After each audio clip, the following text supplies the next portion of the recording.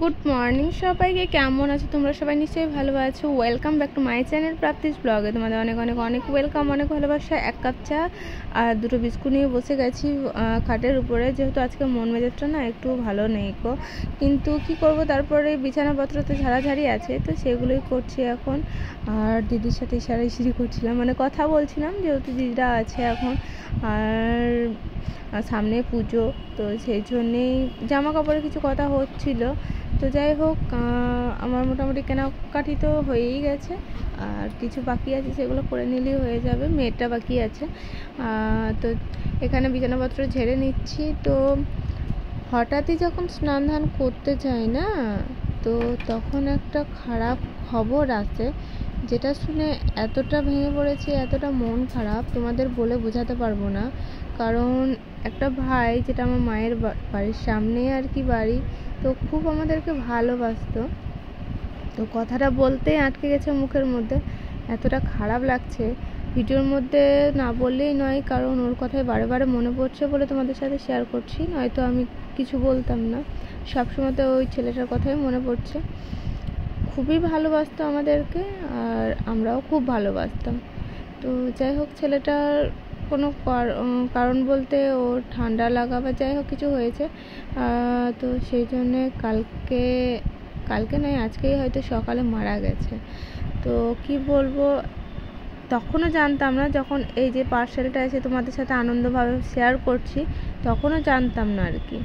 যেই আমি ঘর দুয়ার গুছিয়ে জামা কাপড় গুটিয়ে স্নানে গেছি, তখন স্নানে গিয়ে আমাকে ফোনটা দেয়, একটা ফোন নিল, ফোন থেকে আমার বরই বলল যে এরকম ব্যাপার হয়ে গেছে, কিন্তু কিছু করার নেই গো, কী করবে, এরকম ব্যাপার একটা হয়ে গেছে। সবারই খারাপ লাগছে, আমার বর তো ওই জন্য যেতেও পারেনি, কারণ ওর মানে মনটা খারাপ, আরও ও সব দেখতে পারে না। তো কী আর করব, গেছিলাম। তো যাই হোক, তারপর আমি বাড়ি আসি, স্নান ধানে দেখো করেছি, স্নান ধান করে এখানে কিছু জামা কাপড় আছে, সেগুলো তো মেলেছি।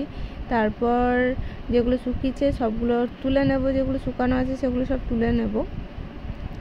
আর এতটাই মন খারাপ, ভালোই লাগছে না কিছু করতে, মানে বুঝতেই পারছো, বয়সও বেশি নয়, 8-9 বছর বয়স। তো যাই হোক, ওকে নিয়ে আর বলতে চাইছি না, কারণ যেখানেই থাকুক ভালো থাকুক। আমার কথা আটকে আসছে, ভালো লাগছে না কিছু। তো এখানে কাপড় জামাগুলো তুলে নিচ্ছি, দেন তারপর এতটাই মন খারাপ, তারপর আমি ভাবলাম যে চলো তিতলির ওকে নেল এক্সটেনশন করে দেবো, কথা দিয়েছিলাম যে আজকে তোমাকে করে দেবো। তো ওকে নেল এক্সটেনশন, আইব্রো সব করে দিলাম আর কি, মানে করে দেবো, এখনও দিইনি। এখন জামা কাপড়গুলো তুলে নিচ্ছি, তারপর ছাদের মধ্যে কিছুক্ষণ ছিলাম, একটু এই চারপাশ দেখছিলাম, ঘোরাঘুরি করছিলাম। বর ঘুমায়নি, কারণ আমি যেহেতু ছিলাম না, সেই জন্য ও আর মানে মেয়েকে নিয়েই ব্যস্ত হয়ে পড়েছিল, মেয়ে কান্নাকাটি করছিল, তো সেই জন্যে আমি একাই গেছিলাম। তো তারপরে এখানে আমি জামা কাপড় তোলা হয়ে এখানে দিদির সাথে কথা বলছিলাম, একটা কথা বলে, তার জন্য হাসাহাসিও করছিলাম। তো এখানে জামা কাপড় তুলে আমি গুছিয়ে রাখবো, আর তারপর সন্ধে হয়ে গেছে, তো তখন আমি আপনার নেল এক্সটেনশনটা ওর হাতে করে দেব। একটা হাতে করব, পরে দিন আর একটা হাতে করে দেব। তো কেমন কি শিখেছি না শিখেছি সেটাই প্র্যাকটিস চলছে, কিন্তু মোটামুটি ভালোই করেছি। দিদিটাও ভালো করেছি, তেতলিটাও তোমরা দেখলে বুঝতে পারবে কেমন করেছি না করেছি, তোমরা শর্টসে দেখতে পারবে।